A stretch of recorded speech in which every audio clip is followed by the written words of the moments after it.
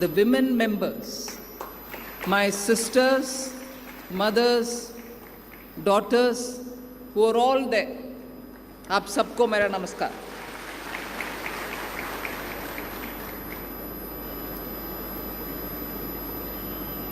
I first want to wish all those members of the SHGs who have earned their profits today.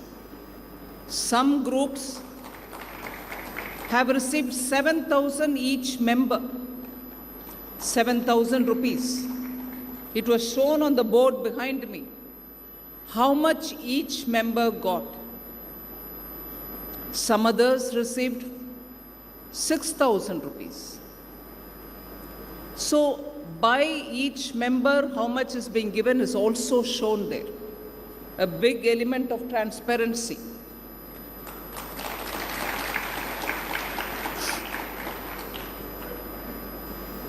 For rural development programs, which were once upon a time seen as a welfare measure. Government gives money, NGO puts money, and these small groups are formed with village women, and they are given some small amount so that they can do their little activities. It was a welfare measure, I repeat. And that was the welfare measure. Today, welfare happens, but also the women are given a self-respect by saying, I'm earning my own profit. And in that, both the central government and the SHG, together with NGOs or welfare groups, all work together. So today, welfare has empowerment element also. It is not just a kindness that is shown. It is understanding that they are capable of producing value addition, capable of creating something, capable of doing something which will have a market, for which people are ready to buy, for which you are able to get some money back. And with that money, with the dignity, you are able to earn a profit. So the entire orientation of government, taxpayers' money, of an enabling NGO, of a bank, are all together looking at hand-holding the needy people together with empowering them. It is not patronizing them. So empowerment is the tool to remove poverty.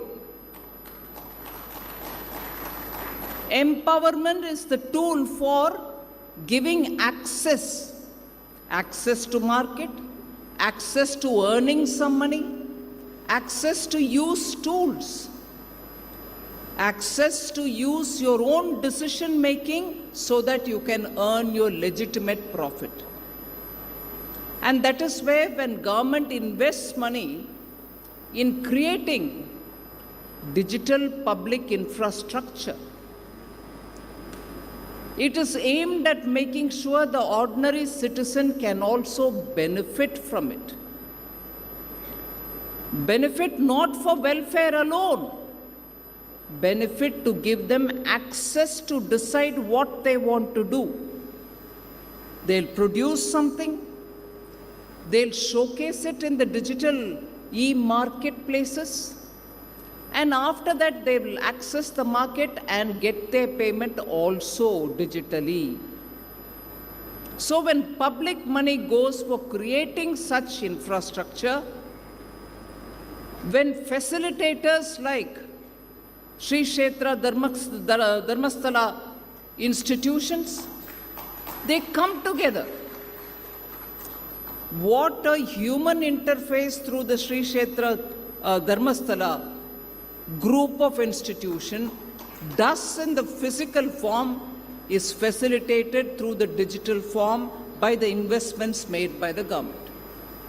Add together the rural fund which comes through various schemes.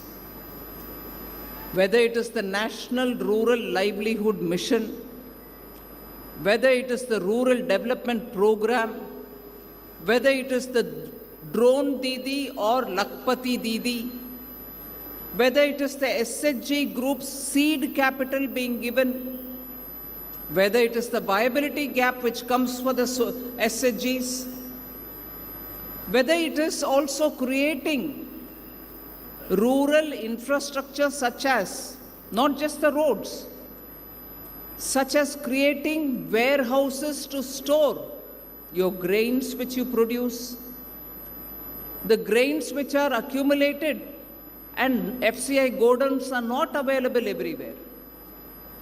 Through the Atmanirbhar Bharat announcements during COVID, the 5 mini budgets we presented, we came up with viability gap funding and giving the money to SHGs to create their own storing facilities in the village so that the grains produced in the village or the pulses produced in the village need not have to search for where the nearest FCI godown is, can be stored in the village itself. The women can earn something out of keeping the farmer's produce.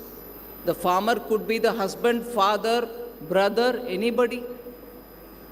And when the prices are good in the market, these grains stored by the SHGs can be released outside. They get better prices. When they sell it immediately after harvest, they don't get good price. So that is also a way in which the self-help groups get access to resources, access to credit, access to decision making, and access to earn legitimate profit. Today, that is what we've seen. The interface of government through NABARD and Sri Kshetra Dharmasthala all coming together to facilitate the rural women. When Prime Minister of India, Narendra Modi ji, talks about women-led development, not just women-centric, women-led development. Rural women lead the development of the village. They identify the projects which are suitable for them. They identify the way in which they want to contribute to it. I would like to underline the fact that when there are institutions like the Dharmasthala institutions, over the decades, I was just speaking with our Honorable Member of Parliament,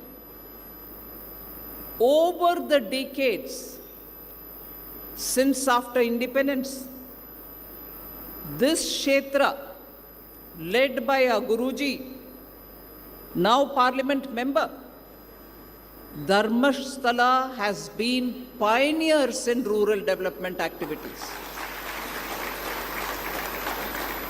Over the decades, and consistently making sure some activity or the other gave that empowerment to women in those villages. And when government policy also understands that this method has paved the way for village after village, women getting empowered, the government adapts that as its own policy. What has been tested, proven in the ground here, is found fit to become Government of India's policy. This has happened consistently over several governments. That is why you heard the Chairman NABARD speak that some projects are even pilot tested here because, like they say in science, many of you all will know it. They say in science, lab mein pehle test karo. You test it in a lab And in a lab condition, if some formula works, it can be tested outside where there is no lab condition. Whereas where there is no lab condition, if it is tested and it is working there also, it's fine. But if there is hindrance there, you can adjust small, corrections, bring in tweakings to make it more effective. But here is a lab and a outside condition together present under the Sri Kshetra Dharmasthala. You are able to test the veracity of a scheme. You are able to test whether the scheme actually reaches the beneficiaries. You are able to see whether the money actually goes to the benefit of the beneficiary who are sitting in the SHGs. You are able to account for it. There is a moral hold over them as well, which in many government schemes the moral hold would be absent. Here the moral hold is also there through the Dharmasthala Guru. So as a result, time after time, repeatedly, one after the other, every government rural development schemes understand how it can be effectively implemented in the ground, where corrections are required, results are seen, and today, I repeat, and today, unlike before, profits are also shared. That is today's function. Today's function is a very important day in the women's empowerment and rural development. So I do not want to elaborate on this, but 2047, 100 years after we have come out of imperial rule, British rule, and some other parts of the country, Portuguese rule, Dutch rule, French rule, everybody ruled over us, left us impoverished, but today, we rule ourselves in our republic. And in that, when you have organizations which realize that lost time will have to be gained, what are people lost in terms of their own efficiencies, their own capacities, their own ability to perform for the welfare of their families? All that was lost. If I'm right, more than 40 million people of India, particularly of the Bengal region, died of even famine without food. Today, nearly 80 years after that, that was in 44, I think, 1944. Today, every part of India produces enough grains to feed itself and even to export. There are parts of India where more pulses can be grown. We need to consume more proteins, more pulses will have to be grown. There is a shortage of pulses growing in India. Karnataka leads in pulse cultivation. But even then, there is a need for greater coordination in rural development. Farmers should get better returns. Farmers need to be supported. Farmers' families need also support. And that is what we see being provided by Sri Kshetra Dharmasthala. But in our voyage towards 2047, Honorable Prime Minister Narendra Modi ji's desire, his dream, he sets you a goal. By 2047, we should be a developed country. I know from rural India, many of us even borrow money and send our children abroad so that they can get better education. Today, we are inviting universities from abroad to also come into India, set up in good campuses. Only recently, the cabinet approved a decision to give students subsidized loans so that they can pursue higher education in top universities in India. That is a Government of India decision. We are setting up artificial intelligence centers, 3 centers of excellence for artificial intelligence, and one of which will be focusing only on agriculture. The other, of course, is going to look at health, which is also important, and the third, which will look at urban development. But agriculture is a very big area for use of artificial intelligence and benefit from it. Your soil can be tested, your water table, which is going even lower and lower, can be tested, how crops can be grown, what is the density which can, all the traditional knowledge systems which our farmers had can be strengthened by using artificial intelligence. So there is a lot of work going in order to have our rural areas strengthened, give them access to newer markets, provide them the skills that is required so that they can better brand their products, better market their products, bring in greater quality into their products. For all this, Government of India is taking a lot of steps. So without taking more of your time, I'm extremely happy that profits can be shared is now repeatedly getting proven in this region thanks to the leadership of Shri Hegde. And today we saw the women from various towns and villages of India, from Karnataka. Some came even from Raichur, from that Hospete area. Some people have come from Anekal, near Bengaluru. So it is not just Dakshin Kannada which is benefiting because of your work. All Karnataka is benefiting. And all India is benefiting from the knowledge that we get out of this experience. And NABARD-like institutions are carrying this formula for implementation in the other parts of the country.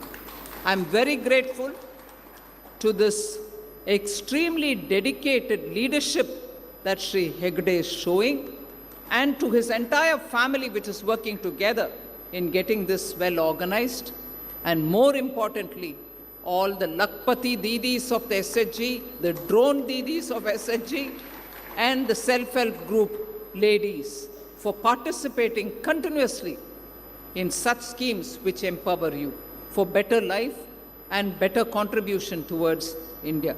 Thank you very much for giving me this opportunity. I thank the media.